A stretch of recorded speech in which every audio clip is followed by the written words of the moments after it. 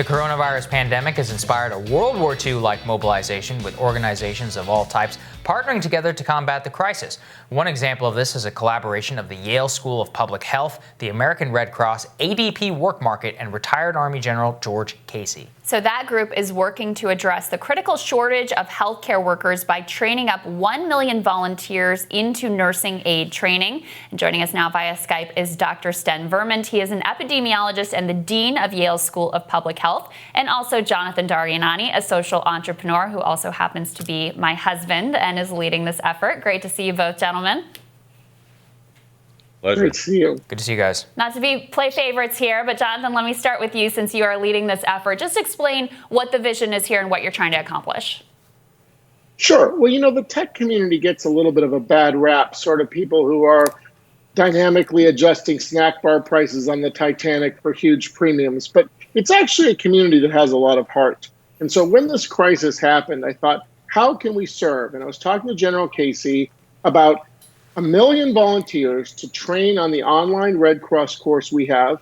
It gives people basic healthcare training and to help deploy them to states and local governments so they could meet the healthcare needs that the regular system isn't going to be able to meet.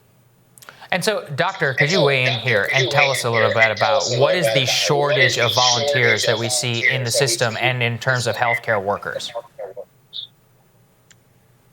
Whenever there's a emergency, it could be Hurricane Katrina or Hurricane Maria or a tornado, the health system, which is sort of calibrated for a bit above average demand, is inevitably stretched.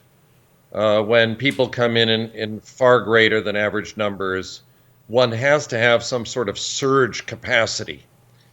Now, the surge capacity can be more doctors and nurses, but it can also be the addition of community health workers, certified nurse assistants, and the like, because we have a term we call task shifting. So if a doctor is overwhelmed, but you have a nurse, he or she can take over some of the doctor's functions. If a nurse is overwhelmed and there are no more nurses, it may be that a community health worker or a certified nurse assistant can take over. And that also goes for social service providers, whether they're working in a homeless shelter or in a senior citizens residence, wherever we now have crowding as a fundamental part of the living circumstance. We're decompressing these environments. The same goes for military barracks and dorm rooms of colleges. So we're decompressing, and where people are vulnerable, as in the case of senior citizens or the homeless, we're going to need more help. We're going to need more help to contact them, engage them, help them take their medicines, get them their food, and the like. Mm-hmm. And so this is, you're building off of a course that already existed to train up nursing aides, and the idea is to get volunteers in to perform some of those basic level of tasks so that other healthcare professionals can be freed up for higher level activities. We actually have a little bit of video from the course featuring you, Doctor. Let's take a look at that. You are being recruited into the CNA program, a volunteer program that's designed to tackle the coronavirus epidemic in a myriad of ways. Some of you are going to help us test people. Some of you are going to help with people who need home-based services. Some will work in nursing homes. Some of you will be involved in community education. And so, Doctor, I think a lot of people are going to look at this and say, okay, well, everybody's told me I should just stay home. And now you're saying maybe I should go out and volunteer in my community. Speak to that concern. And also, who do you think should be signing up for this? Who are the appropriate people to consider this volunteer opportunity? We have a lot of tricks to guide folks who are volunteering. For example, one can check in with someone who is socially isolated by telephone. One can spend the quality and quantity time with that individual by telephone, so that the interaction may simply be to leave something at their doorstep, food, for example, or medication, and step away from the doorstep and have that person take the doorstep, and one can greet one another from a distance of 12, 15 feet away. So those sorts of strategies can be highly effective. We can tutor children who are out of school on the internet if those children have access to the internet.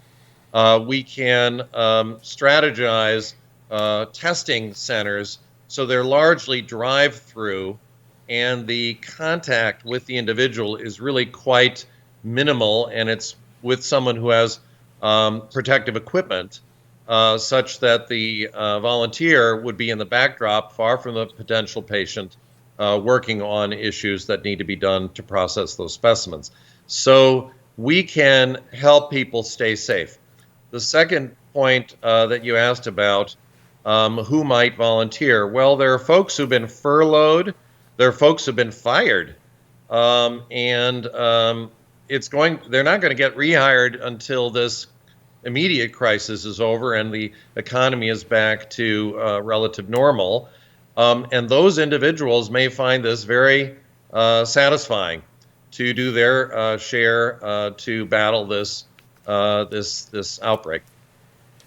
And so, Jonathan, can you talk about how people might be able to get involved? How can they start volunteering? Where can they hear more about this?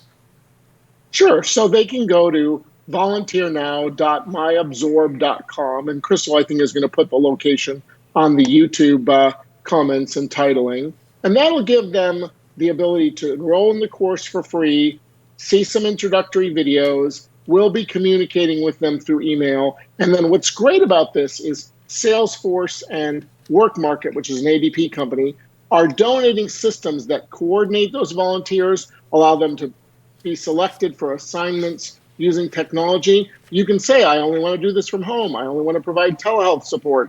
I'm willing to drive to places. I'll work with the homeless. I'll help staff our prisons with healthcare workers so we don't have to release people on the more dangerous side. So there's a lot in the system to help facilitate volunteers, and we'll be providing you that site, volunteernow.myabsorb.com, through the YouTube links. Yeah, Great. We'll put that up in the comments. I mean, we've been talking here a lot on this show, some of the failures in D.C. to adequately address this crisis. And so a lot of people reach out to us wondering what they can do, how they can help move this forward so that we can get back to normal. I think this is a good opportunity. And granted, I'm a little biased here. But guys, thank you very much. Great Thanks, to have guys. both of you. Appreciate it. Thank you. Thank you. Coming up, Megan Day is going to join us to talk about why Bernie Sanders should not drop out of the election. That is next.